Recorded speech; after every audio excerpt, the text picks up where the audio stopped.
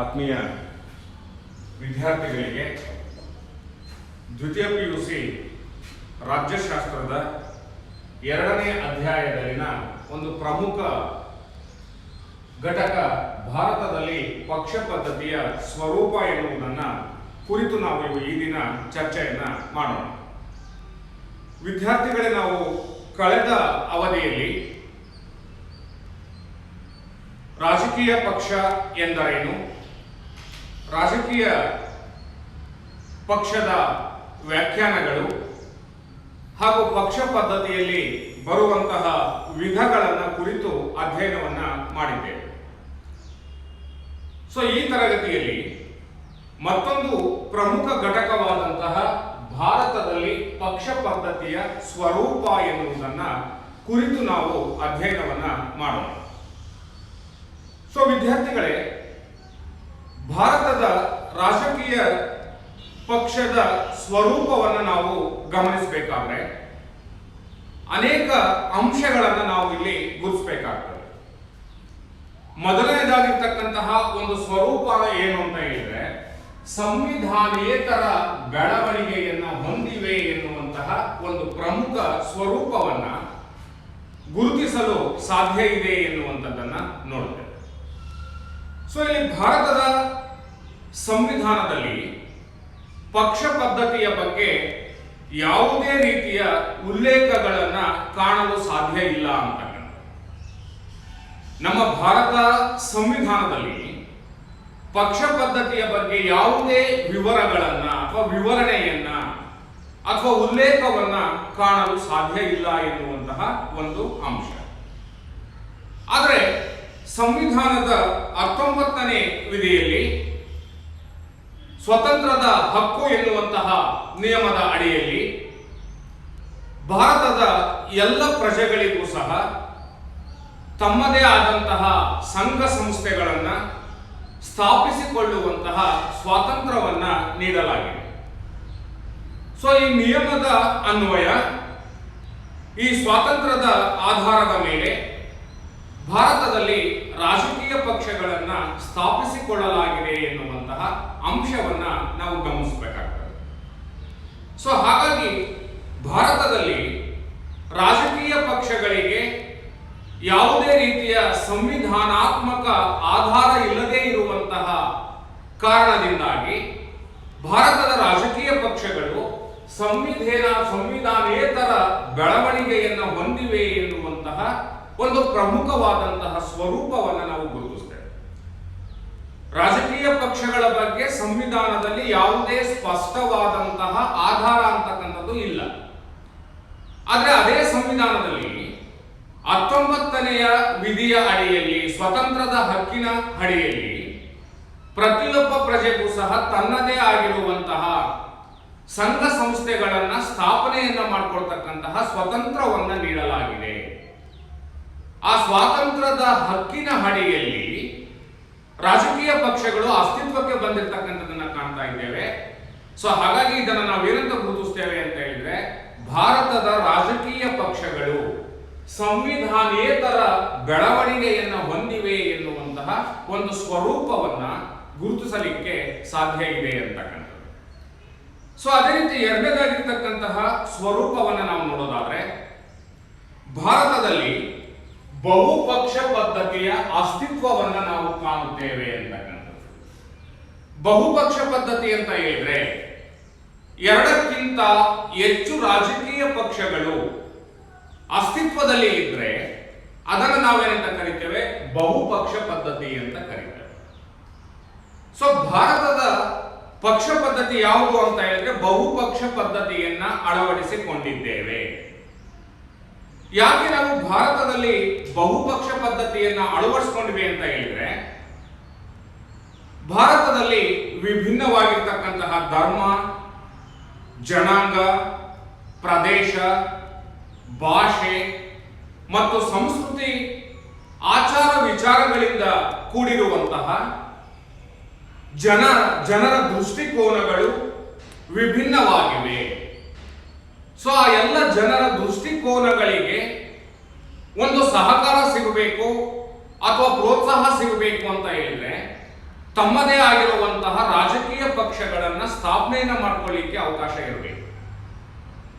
So ಹಾಗಾಗಿ ಭಾರತದಲ್ಲಿ ಬಹುಪಕ್ಷ ಪದ್ಧತಿಗೆ ಅವಕಾಶವನ್ನು ಕಲ್ಪಿಸಿಕೊಟ್ಟಿದೆ ಎನ್ನುವಂಥದ್ದನ್ನ ನಾವು ಇಲ್ಲಿ ಗಮನಿಸ್ತಾ ಇದ್ದೇವೆ.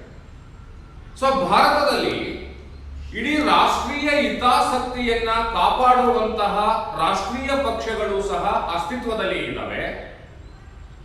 ನೆಲ, ಜಲ, ಭಾಷೆ, ಪ್ರಾದೇಶಿಕ ಅಂಶಗಳನ್ನ ಆಧರಿಸಿ ರಚನೆಯಾಗಿರುವಂತಹ ಪ್ರಾದೇಶಿಕ ಪಕ್ಷಗಳು ಸಹ ಅಸ್ತಿತ್ವದಲ್ಲಿ ಇರ್ತಕ್ಕಂಥದ್ದನ್ನು ನಾವು ಕಾಣ್ತಾ ಇದ್ದೇವೆ.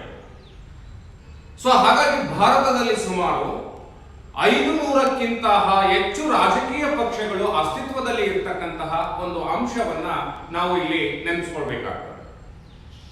ಸೊ ಹಾಗೆಯೇ ಭಾರತದಲ್ಲಿ ಇರುವಷ್ಟು ರಾಜಕೀಯ ಪಕ್ಷಗಳು ವಿಶ್ವದ ಯಾವುದೇ ರಾಷ್ಟ್ರದಲ್ಲಿ ಕಾಣಲಿಕ್ಕೂ ಸಹ ಸಾಧ್ಯ ಇಲ್ಲ.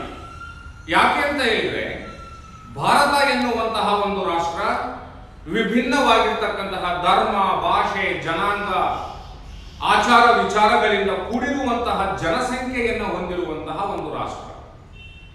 ಸೊ ಹಾಗಾಗಿ ಎಲ್ಲ ಪ್ರಜೆಗಳ, ಎಲ್ಲ ಪ್ರಾದೇಶಿಕತೆಯ ತಮ್ಮ ಹಿತಾಸಕ್ತಿಗಳನ್ನು ಕಾಪಾಡಿಕೊಳ್ತಕ್ಕಂತಹ ಉದ್ದೇಶದಿಂದ ಅನೇಕ ರಾಜಕೀಯ ಪಕ್ಷಗಳು ಅಗತ್ಯ ಅಂತಕ್ಕಂಥದ್ದು ಭಾರತದಲ್ಲಿ ಇದೆ.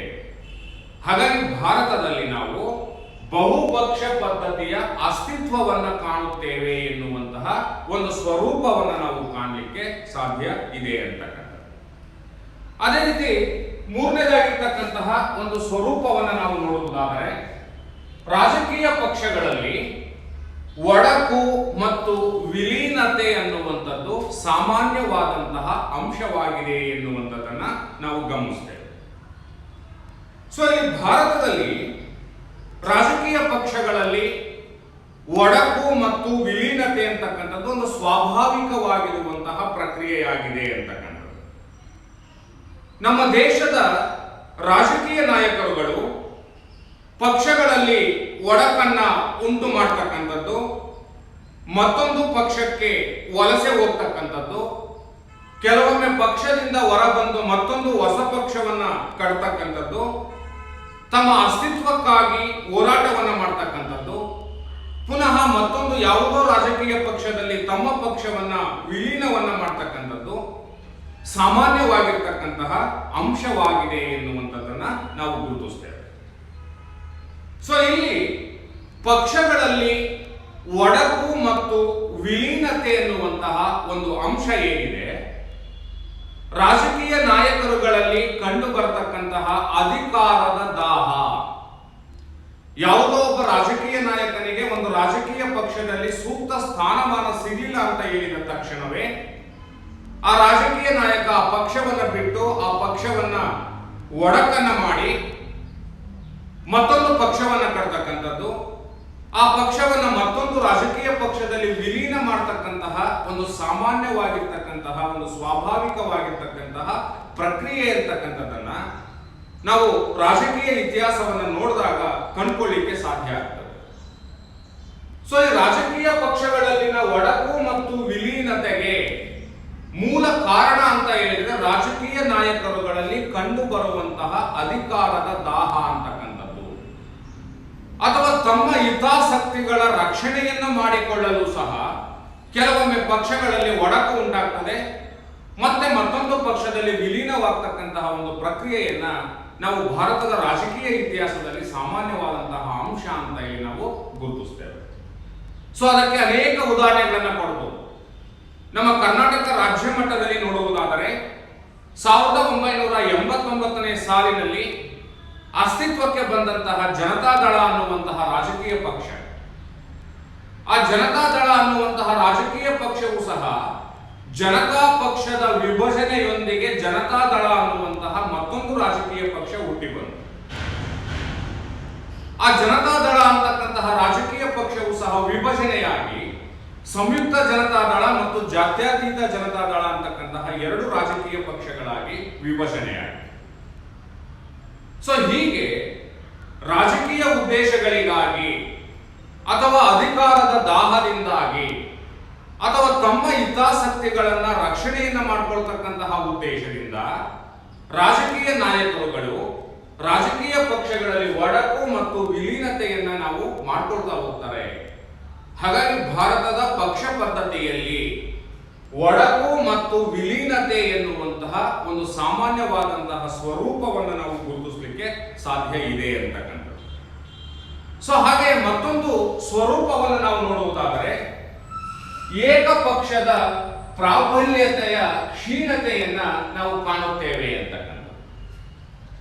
ಸೊ ನಾವು ಭಾರತದ ರಾಜಕೀಯ ಇತಿಹಾಸವನ್ನ ಗಮನಿಸಿ ನೋಡಿದಾಗ 1977ರವರೆಗೂ ಸಹ ಕಾಂಗ್ರೆಸ್ ಪಕ್ಷವೇ ಭಾರತದ ರಾಜಕೀಯದಲ್ಲಿ ತನ್ನ ಪ್ರಾಬಲ್ಯತೆಯನ್ನ ಸಾಧಿಸಿತ್ತು. 1977ರವರೆಗೂ ಸಹ ಕಾಂಗ್ರೆಸ್ ಪಕ್ಷವೇ ಕೇಂದ್ರ ಮತ್ತು ರಾಜ್ಯಗಳಲ್ಲಿ ಆಡಳಿತವನ್ನ ನಡೆಸ್ತಕ್ಕಂಥದ್ದನ್ನ ನಾವು ಕಾಣಬಹುದು. ಆದರೆ 1977ರ ಸುಮಾರಿನಲ್ಲಿ ಕಾಂಗ್ರೆಸ್ ಪಕ್ಷದ ಪ್ರಾಬಲ್ಯತೆ ಅಂತಕ್ಕಂಥದ್ದು ಕ್ಷೀಣಿಸಿ ಜನತಾ ಪಕ್ಷ ಎನ್ನುವಂತಹ ಹೊಸ ರಾಜಕೀಯ ಪಕ್ಷ ಅಧಿಕಾರಕ್ಕೆ ಬರ್ತದೆ. ಸೊ ಆ ನಂತರ ಕ್ರಮೇಣ ಏನಾಗುತ್ತೆ ಅಂತ ಹೇಳಿದ್ರೆ ಯಾವುದೋ ಒಂದು ರಾಜಕೀಯ ಪಕ್ಷಕ್ಕೆ ಅಧಿಕಾರವನ್ನು ಗಳಿಸ್ಕೊಳ್ಳಿಕ್ಕೆ ಸಾಧ್ಯವಾಗ್ತಾ ಇಲ್ಲ. ಪ್ರಾದೇಶಿಕ ಪಕ್ಷಗಳೊಂದಿಗೆ ಸೇರಿ ಸಮ್ಮಿಶ್ರ ಸರ್ಕಾರವನ್ನ ರಚನೆಯನ್ನ ಮಾಡತಕ್ಕಂತಹ ವಾತಾವರಣ ಭಾರತದ ರಾಜಕೀಯ ಪಕ್ಷದಲ್ಲಿ, ಭಾರತದ ರಾಜಕೀಯ ವ್ಯವಸ್ಥೆಯಲ್ಲಿ ನಾವು ಕಾಣಲಿಕ್ಕೆ ಸಾಧ್ಯ ಇದೆ. 1984ರ ಚುನಾವಣೆಯನ್ನ ಹೊರತುಪಡಿಸಿದರೆ ನಂತರದ ಎಲ್ಲ ಸರ್ಕಾರಗಳ ರಚನೆಯಲ್ಲಿ ಯಾವುದೇ ಒಂದು ರಾಜಕೀಯ ಪಕ್ಷ ಅಂತಕ್ಕಂಥದ್ದು ಅಗತ್ಯ ಬಹುಮತವನ್ನ ಗಳಿಸಿಕೊಳ್ಳುವಂತಹ ಸ್ಥಿತಿಯಲ್ಲಿ ಇವತ್ತು ಇಲ್ಲ ಅಂತ ಹೇಳಿ ನಾವು ಕಾಣ್ತೇವೆ. 1977ರವರೆಗೆ ಮಾತ್ರ ಏಕಪಕ್ಷದ ಪ್ರಾಬಲ್ಯತೆ ಇತ್ತು, ಅದು ಕಾಂಗ್ರೆಸ್ ಪಕ್ಷಕ್ಕೆ ಪ್ರಾಬಲ್ಯತೆ ಇತ್ತು. ಆ ನಂತರದಲ್ಲಿ ಏನಾಗಿದೆ ಅಂತ ಹೇಳಿದ್ರೆ ಯಾವುದೇ ಒಂದು ರಾಜಕೀಯ ಪಕ್ಷಕ್ಕೆ ಹೆಚ್ಚಿನ ಬಹುಮತ ಲಭ್ಯವಾಗುತ್ತಿಲ್ಲ. ಅನೇಕ ಪ್ರಾದೇಶಿಕ ಪಕ್ಷಗಳು ಅಸ್ತಿತ್ವಕ್ಕೆ ಬಂದಿದೆ.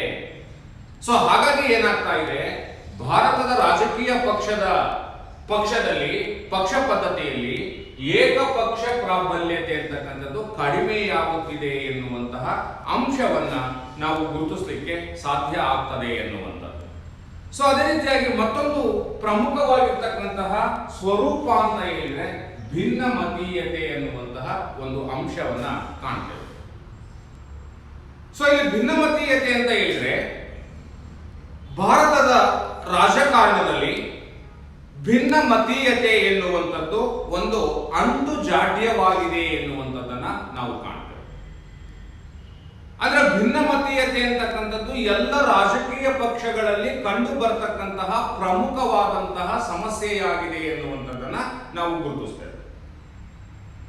ಇಲ್ಲಿ ರಾಜಕೀಯ ನಾಯಕರುಗಳಲ್ಲಿ ಇರ್ತಕ್ಕಂತಹ ಸ್ವಾರ್ಥ, ಒಣ ಪ್ರತಿಷ್ಠೆ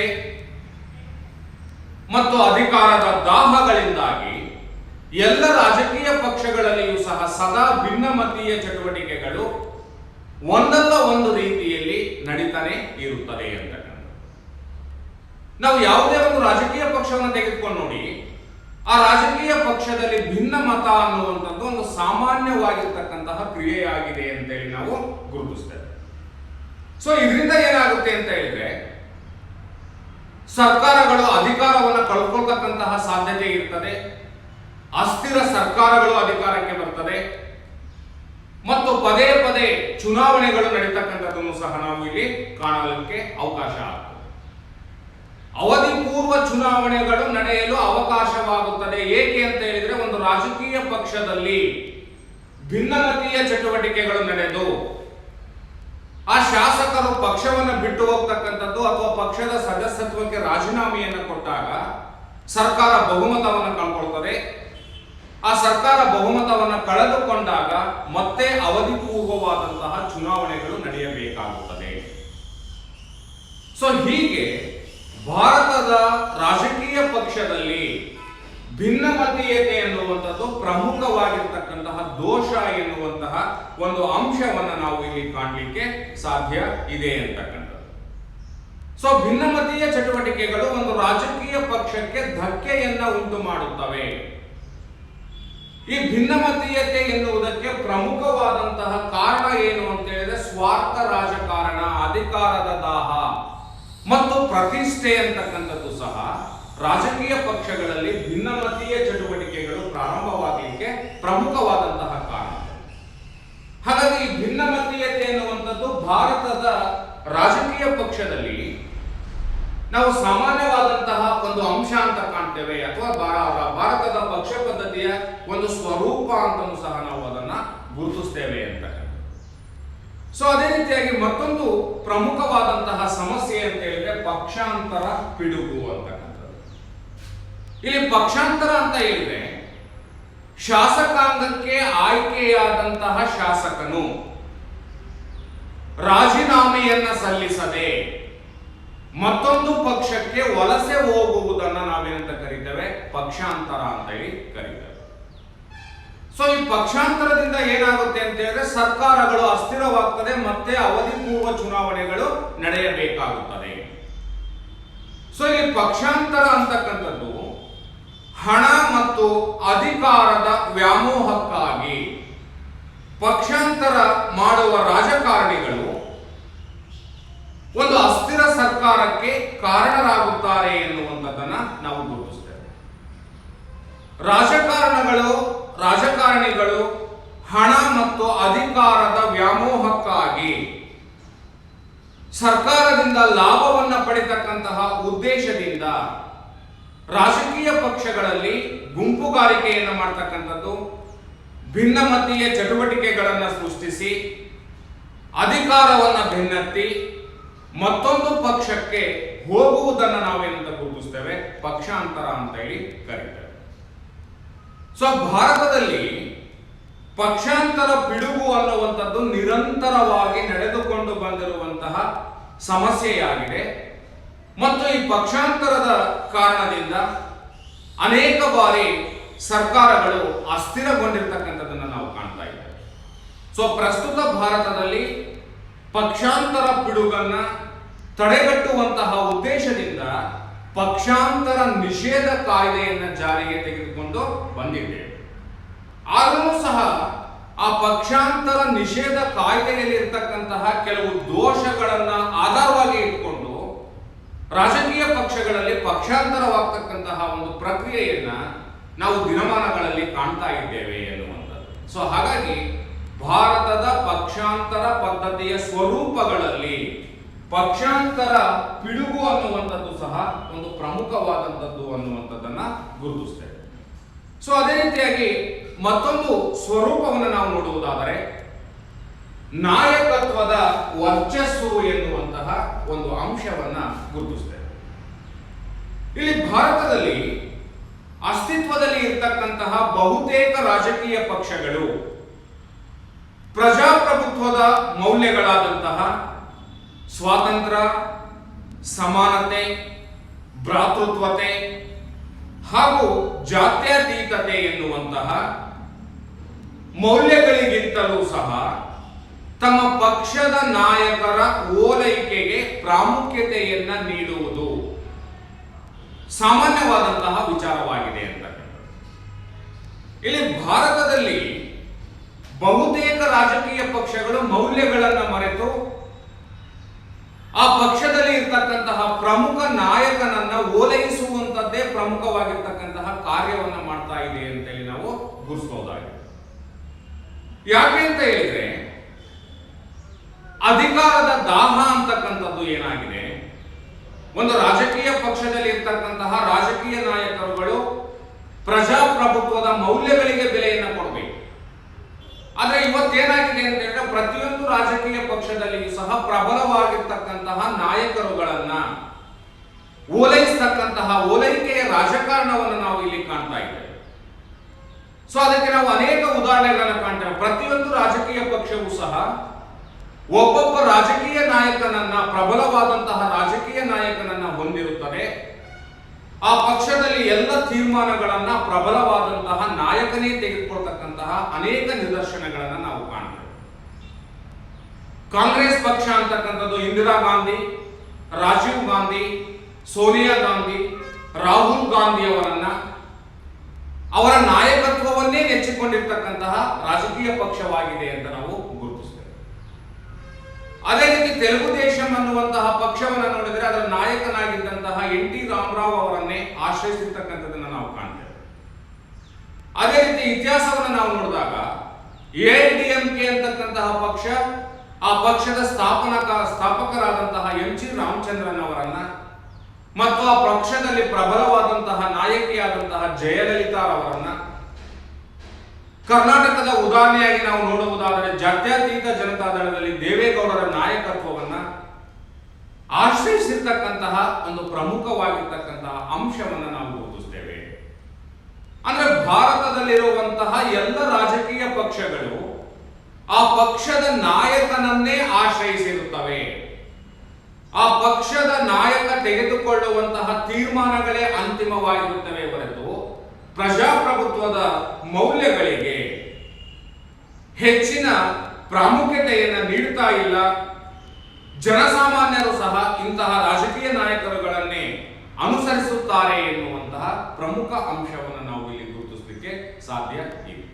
ಸೊ ಹಾಗಾಗಿ ಭಾರತದ ರಾಜಕೀಯ ಪಕ್ಷಗಳ ಸ್ವರೂಪದಲ್ಲಿ ನಾವು ನಾಯಕತ್ವದ ವರ್ಚಸ್ಸಿಗೆ ಹೆಚ್ಚಿನ ಅವಕಾಶ ಎನ್ನುವಂತಹ ಒಂದು ಸ್ವರೂಪವನ್ನ ನಾವು ಗುರುತಿಸಲಿಕ್ಕೆ ಸಾಧ್ಯ ಇದೆ ಎನ್ನುವಂಥದ್ದನ್ನ ನೋಡ್ತೇವೆ. ಸೊ ಒಟ್ಟಾರೆಯಾಗಿ ವಿದ್ಯಾರ್ಥಿಗಳೇ, ಭಾರತದ ರಾಜಕೀಯ ಪಕ್ಷಗಳ ಮತ್ತೊಂದು ಸ್ವರೂಪವನ್ನ ನಾವು ನೋಡುವುದಾದರೆ ಇಲ್ಲಿ ತತ್ವರಹಿತವಾದಂತಹ ರಾಜಕೀಯ ಪಕ್ಷಗಳು ಅನ್ನುವಂತಹ ಒಂದು ಅಂಶವನ್ನ ನಾವು ಗುರುತಿಸ್ತೇವೆ. ವಿದ್ಯಾರ್ಥಿಗಳೇ, ಮತ್ತೊಂದು ಪ್ರಮುಖವಾದಂತಹ ಸ್ವರೂಪವನ್ನು ನಾವು ಗುರುತಿಸುವುದಾದರೆ ತತ್ವರಹಿತ ರಾಜಕೀಯ ಪಕ್ಷಗಳು ಅನ್ನುವಂತಹ ಒಂದು ಸ್ವರೂಪವನ್ನ ನಾವು ಗುರುತಿಸ್ತೇವೆ. ಭಾರತದ ರಾಜಕೀಯ ಪಕ್ಷಗಳಿಗೆ ತತ್ವರಹಿತ ರಾಜಕೀಯ ಪಕ್ಷಗಳು ಎನ್ನುವಂತಹ ಮಾತು ಸರ್ವಸಾಮಾನ್ಯವಾಗಿ ಅನ್ವಯವಾಗುತ್ತದೆ ಎನ್ನುವಂಥದ್ದನ್ನ ನಾವು ಗುರುತಿಸಲಿಕ್ಕೆ ಸಾಧ್ಯ ಇದೆ. ಯಾವುದೇ ಒಂದು ರಾಜಕೀಯ ಪಕ್ಷ ಪ್ರಜಾಪ್ರಭುತ್ವದ ಮೌಲ್ಯಗಳ ಆಧಾರದ ಮೇಲೆ ರಾಜಕೀಯ ಪಕ್ಷಗಳು ಅಸ್ತಿತ್ವಕ್ಕೆ ಬರಬೇಕು. ಅಂತಹ ರಾಜಕೀಯ ಪಕ್ಷಗಳು ಅತ್ಯುತ್ತಮವಾದಂತಹ ಸರ್ಕಾರವನ್ನು ರಚನೆಯನ್ನು ಮಾಡುತ್ತವೆ ಮತ್ತು ಜನಪರವಾದಂತಹ ಯೋಜನೆಗಳು ಮತ್ತು ಕಾರ್ಯಕ್ರಮಗಳನ್ನು ಹಮ್ಮಿಕೊಳ್ಳಲು ಸಾಧ್ಯವಾಗುತ್ತದೆ ಅಂತಕ್ಕಂಥದ್ದು.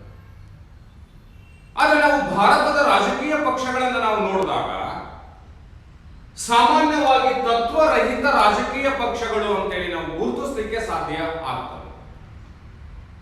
ಸೊ ಇಲ್ಲಿ ಚುನಾವಣಾ ಸಂದರ್ಭದಲ್ಲಿ ಒಂದು ಪಕ್ಷ ಮತ್ತೊಂದು ರಾಜಕೀಯ ಪಕ್ಷದ ವಿರುದ್ಧ ಹೋರಾಟವನ್ನ ಮಾಡ್ತದೆ. ರಾಜಕೀಯ ಪಕ್ಷಗಳು ಪರಸ್ಪರ ಅಪಪ್ರಚಾರವನ್ನ ಮಾಡಿಕೊಳ್ತದೆ, ಆರೋಪ ಮತ್ತು ಪ್ರತ್ಯಾರೋಪಗಳನ್ನು ಮಾಡಿಕೊಳ್ತದೆ. ಚುನಾವಣೆ ಮುಗಿದ ನಂತರ ಯಾವುದೇ ರಾಜಕೀಯ ಪಕ್ಷಕ್ಕೂ ಬಹುಮತ ಲಭ್ಯವಾಗದೇ ಇದ್ದಾಗ ಅಪವಿತ್ರವಾದಂತಹ ಮೈತ್ರಿಗಳನ್ನ ಮಾಡಿಕೊಂಡು ಸರ್ಕಾರವನ್ನ ರಚನೆಯನ್ನ ಮಾಡಿಬಿಡುತ್ತವೆ.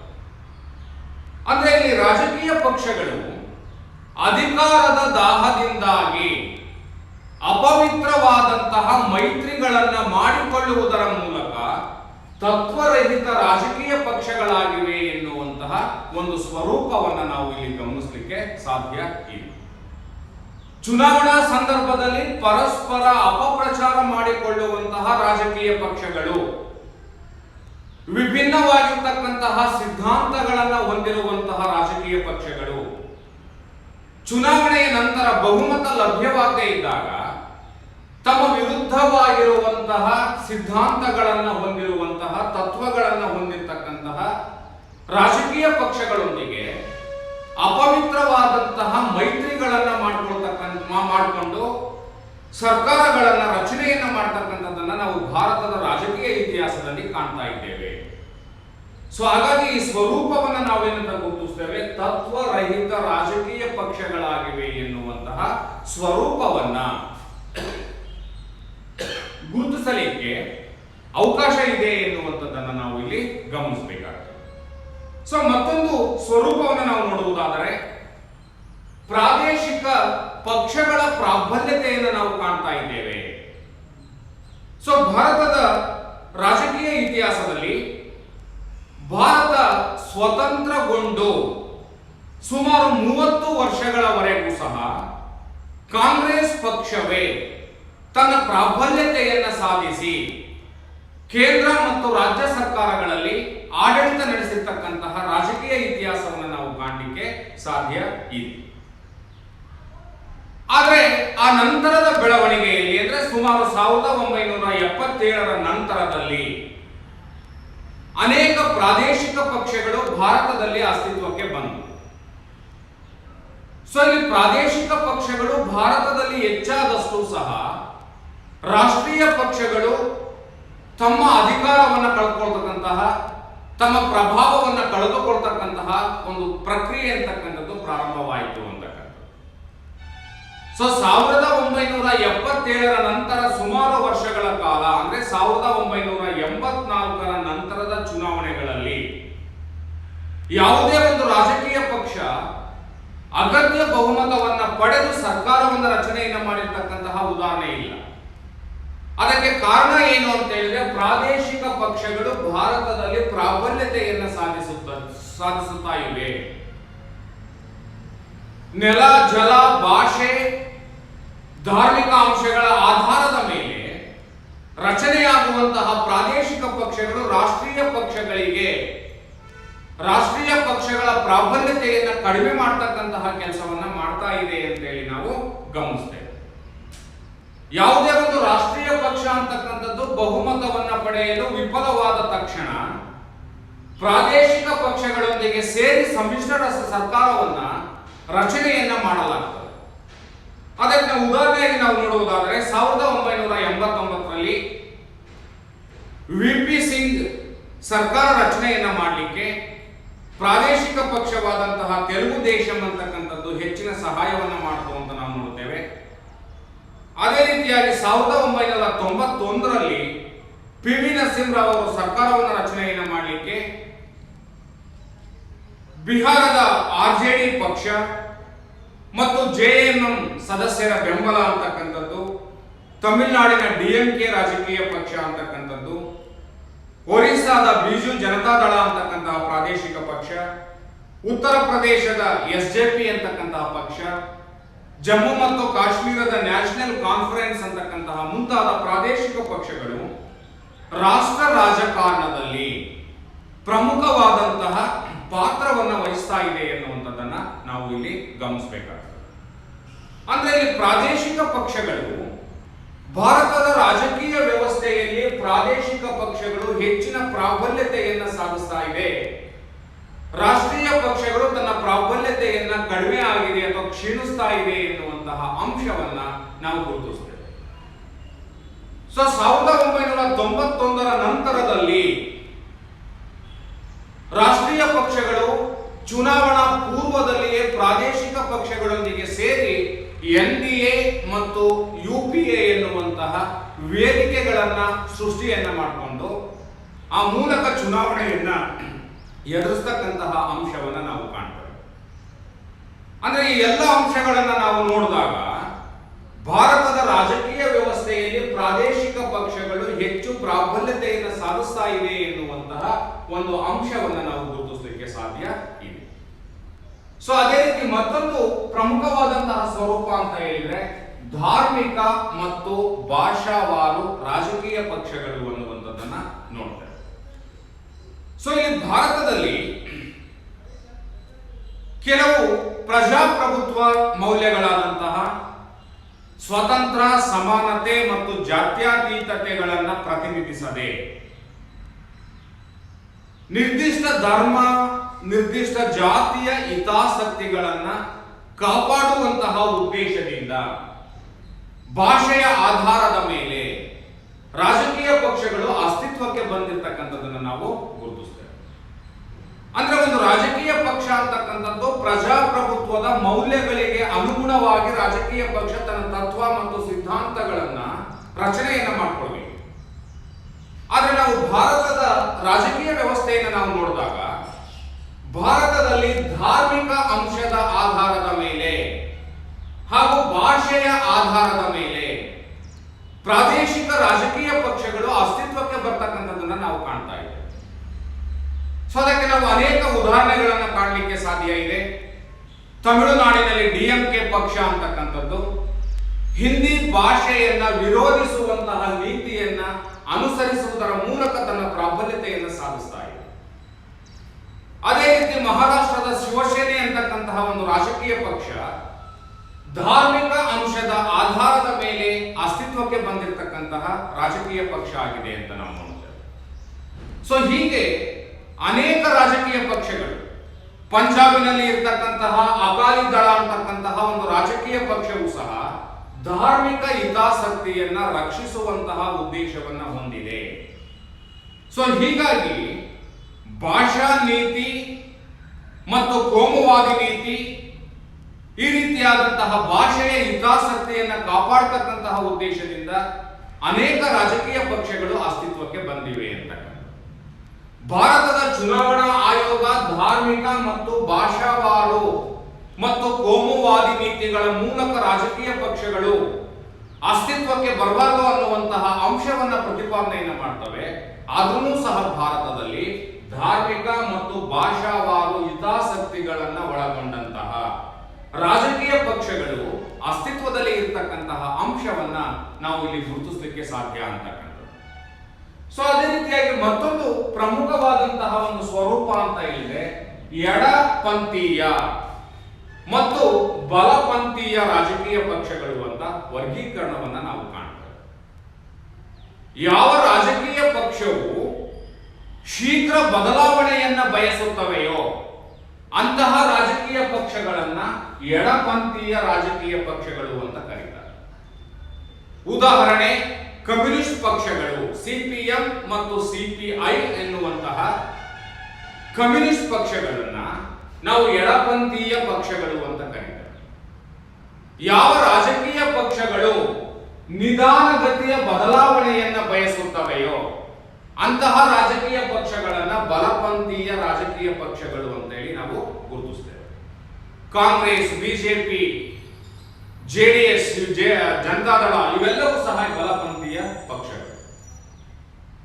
ಅಂದ್ರೆ ಈ ಭಾರತದ ಪಕ್ಷ ಪದ್ಧತಿಯಲ್ಲಿ ಎಡಪಂಥೀಯ ಸಿದ್ಧಾಂತಗಳನ್ನ ಹೊಂದಿರುವಂತಹ ರಾಜಕೀಯ ಪಕ್ಷಗಳು ಹಾಗೂ ಬಲಪಂಥೀಯ ಸಿದ್ಧಾಂತಗಳನ್ನ ಹೊಂದಿರುವಂತಹ ರಾಜಕೀಯ ಪಕ್ಷಗಳು ಸಹ ಅಸ್ತಿತ್ವದಲ್ಲಿ ಇರ್ತಕ್ಕಂಥದ್ದನ್ನ ನಾವು ಕಾಣ್ತಾ ಇದ್ದೇವೆ. ಸೊ ಹಾಗೆ ಕೊನೆಯದಾಗಿರ್ತಕ್ಕಂತಹ ಒಂದು ಸ್ವರೂಪವನ್ನು ನಾವು ನೋಡುವುದಾದರೆ, ಸಮ್ಮಿಶ್ರ ಸರ್ಕಾರ ಅಥವಾ ಭಾರತದ ಪಕ್ಷ ಪದ್ಧತಿ ಅಥವಾ ಭಾರತದಲ್ಲಿ ಸಮ್ಮಿಶ್ರ ಸರ್ಕಾರದ ಯುಗ ಪ್ರಾರಂಭವಾಗಿದೆ ಎನ್ನುವಂತಹ ಒಂದು ಅಂಶವನ್ನು ನಾವು ಇಲ್ಲಿ ಗುರುತಿಸಲಿಕ್ಕೆ ಸಾಧ್ಯ ಆಗ್ತದೆ. ಸಮ್ಮಿಶ್ರ ಸರ್ಕಾರ ಅಂತಂದ್ರೆ ಏನು?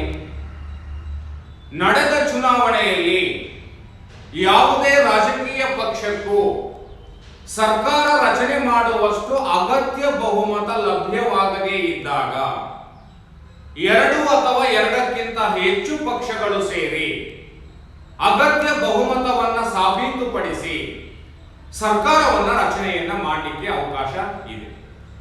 ಇಂತಹ ಸರ್ಕಾರಗಳನ್ನ ನಾವೇನಂತ ಕರಿತೀವಿ? ಸಮ್ಮಿಶ್ರ ಸರ್ಕಾರಗಳು ಅಂತ ಕರೀತೀವಿ. ಸೊ ಭಾರತದ ರಾಜಕೀಯವನ್ನು ನಾವು ನೋಡ್ತಾ ಹೋದಾಗ 1989ರ ನಂತರದ ಅವಧಿಯಲ್ಲಿ ಸಮ್ಮಿಶ್ರ ಸರ್ಕಾರಗಳೇ ಹೆಚ್ಚಿನ ಆಡಳಿತವನ್ನು ನಡೆಸ್ತಾ ಇದ್ದಾವೆ. ಸೊ ಹಾಗಾಗಿ ನಾವು ಅದನ್ನ ಏನಂತ ಗುರುತಿಸ್ತೀವಿ? ಸಮ್ಮಿಶ್ರ ಸರ್ಕಾರದ ಯುಗ ಅಂತ ಹೇಳಿ ನಾವು ಗುರುತಿಸ್ತಾ ಇದ್ದೇವೆ. ಅಂದ್ರೆ ಪ್ರಸ್ತುತ ಭಾರತದ ರಾಜಕಾರಣದಲ್ಲಿ ಏಕಪಕ್ಷದ ಪ್ರಾಬಲ್ಯತೆ ಅಂತಕ್ಕಂಥದ್ದು ಕಡಿಮೆಯಾಗಿದೆ, ಪ್ರಾದೇಶಿಕ ಪಕ್ಷಗಳ ಪ್ರಾಬಲ್ಯತೆ ಅಂತಕ್ಕಂಥದ್ದು ಜಾಸ್ತಿ ಆಗಿದೆ. ಹಾಗಾಗಿ ಯಾವುದೇ ಒಂದು ರಾಜಕೀಯ ಪಕ್ಷಕ್ಕೆ ಸರ್ಕಾರವನ್ನ ರಚಿಸುವಷ್ಟು ಅಗತ್ಯ ಬಹುಮತ ಅಂತಕ್ಕಂಥದ್ದು ಸಿಗ್ತಾ ಇಲ್ಲ.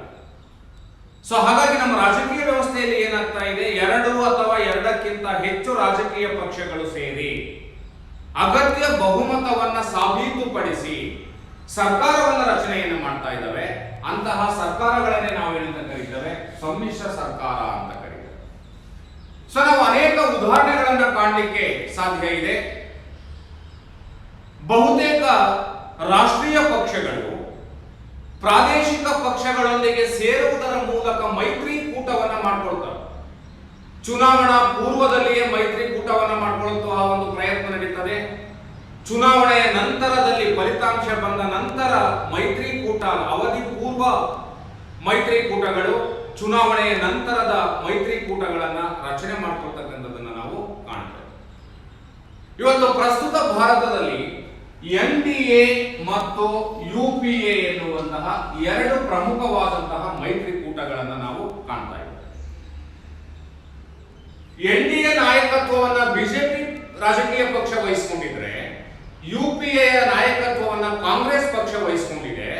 ಆ ವೇದಿಕೆಯಲ್ಲಿ ಬಿಜೆಪಿ ಮತ್ತು ಅನೇಕ ರೀಜನಲ್ ಪಾರ್ಟೀಸ್, ಪ್ರಾದೇಶಿಕ ಪಕ್ಷಗಳು ಇದ್ದಾವೆ. UPAದಲ್ಲಿಯೂ ಸಹ ಅಷ್ಟೇ ಕಾಂಗ್ರೆಸ್ ಪಕ್ಷ ಮತ್ತು ರೀಜನಲ್ ಪಾರ್ಟೀಸ್, ಪ್ರಾದೇಶಿಕ ಪಕ್ಷಗಳ ಮೂಲಕ ಚುನಾವಣಾ ಪೂರ್ವದಲ್ಲಿಯೇ ಈ ಮೈತ್ರಿಕೂಟದ ಆಧಾರದ ಮೇಲೆ ಚುನಾವಣೆಗಳಿಗೆ ಹೋಗ್ತಕ್ಕಂಥದ್ದನ್ನು ನಾವು ಕಾಣ್ತಾ ಇದ್ದೇವೆ.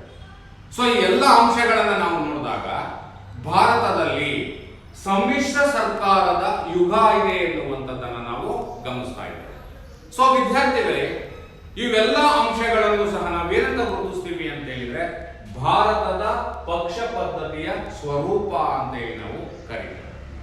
ಸೊ ವಿದ್ಯಾರ್ಥಿಗಳೇ, ಈ ಭಾರತದ ಪಕ್ಷ ಪದ್ಧತಿಯ ಸ್ವರೂಪವನ್ನ ವಿವರಿಸಿರಿ ಎನ್ನುವಂತಹ ಒಂದು ಪ್ರಶ್ನೆ ಏನಿದೆ, ಅದು ನಿಮ್ಮ ದ್ವಿತೀಯ PUCಯ ವಾರ್ಷಿಕ ಪರೀಕ್ಷೆಗೆ 10 ಅಂಕಗಳಿಗೆ ಅತ್ಯಂತ ಬಹುಮುಖ್ಯವಾದಂತಹ ಪ್ರಶ್ನೆ. ಭಾರತದ ಪಕ್ಷ ಪದ್ಧತಿಯ ಸ್ವರೂಪಗಳನ್ನ ವಿವರಿಸಿರಿ ಅಂತ ಹೇಳಿಬಿಟ್ಟು ಬಹುತೇಕ ಪ್ರಶ್ನೆ ಪತ್ರಿಕೆಗಳಲ್ಲಿ ಪುನರಾವರ್ತನೆಯಾಗಿರ್ತಕ್ಕಂತಹ ಪ್ರಶ್ನೆಯಾಗಿದೆ. ಸೊ ಹಾಗಾಗಿ ಇದರ ಕಡೆ ನೀವು ಹೆಚ್ಚು ಅಧ್ಯಯನವನ್ನು ಮಾಡಬೇಕು ಅನ್ನುವಂತಹ ಅಂಶವನ್ನ ನಾವು ನೆನಪಿಟ್ಕೊಳ್ಬೇಕು. ಸೊ ಈ ಸ್ವರೂಪಗಳನ್ನ ನಾವು ಮತ್ತೊಮ್ಮೆ ಸಂಕ್ಷಿಪ್ತವಾಗಿ ನೋಡುವುದಾದರೆ, ಸಂವಿಧಾನೇತರ ಬೆಳವಣಿಗೆಯನ್ನ ಹೊಂದಿವೆ, ಭಾರತದಲ್ಲಿ ಬಹುಪಕ್ಷ ಪದ್ಧತಿಯ ಅಸ್ತಿತ್ವ ಇದೆ, ಭಾರತದ ರಾಜಕೀಯ ಪಕ್ಷಗಳಲ್ಲಿ ಒಡಕು ಮತ್ತು ವಿಲೀನತೆ ಎನ್ನುವಂಥದ್ದನ್ನ ಕಾಣ್ತೇವೆ, ಮತ್ತು ಭಾರತದ ರಾಜಕೀಯ ವ್ಯವಸ್ಥೆಯಲ್ಲಿ ಏಕಪಕ್ಷ ಪ್ರಾಬಲ್ಯತೆ ಅಂತಕ್ಕಂಥದ್ದು ಕಡಿಮೆಯಾಗಿದೆ ಅಥವಾ ಕ್ಷೀಣಿಸ್ತಾ ಇದೆ. ಭಾರತದ ರಾಜಕೀಯ ಪಕ್ಷಗಳಲ್ಲಿ ಭಿನ್ನಮತೆಯನ್ನ ಕಾಣ್ತೇವೆ, ಪಕ್ಷಾಂತರ ಪಿಡುಗು ಎನ್ನುವಂತಹ ದೋಷ ಇದೆ, ನಾಯಕತ್ವದ ವರ್ಚಸ್ಸನ್ನ ಅವಲಂಬಿಸಿರ್ತಕ್ಕಂಥದ್ದನ್ನ ಕಾಣ್ತಾ ಇದ್ದೇವೆ, ತತ್ವರಹಿತ ರಾಜಕೀಯ ಪಕ್ಷಗಳು, ಪ್ರಾದೇಶಿಕ ಪಕ್ಷಗಳ ಪ್ರಾಬಲ್ಯತೆ, ಧಾರ್ಮಿಕ ಮತ್ತು ಭಾಷಾವಾರು ರಾಜಕೀಯ ಪಕ್ಷಗಳು, ಎಡಪಂಥೀಯ ಮತ್ತು ಬಲಪಂಥೀಯ ರಾಜಕೀಯ ಪಕ್ಷಗಳು ಮತ್ತು ಸಮ್ಮಿಶ್ರ ಸರ್ಕಾರದ ಯುಗ, ಇವೆಲ್ಲ ಅಂಶಗಳನ್ನು ನಾವು ಭಾರತದ ಪಕ್ಷ ಪದ್ಧತಿಯ ಸ್ವರೂಪ ಅಂತ ಹೇಳಿ ನಾವು ಗುರುತಿಸ್ತೇವೆ.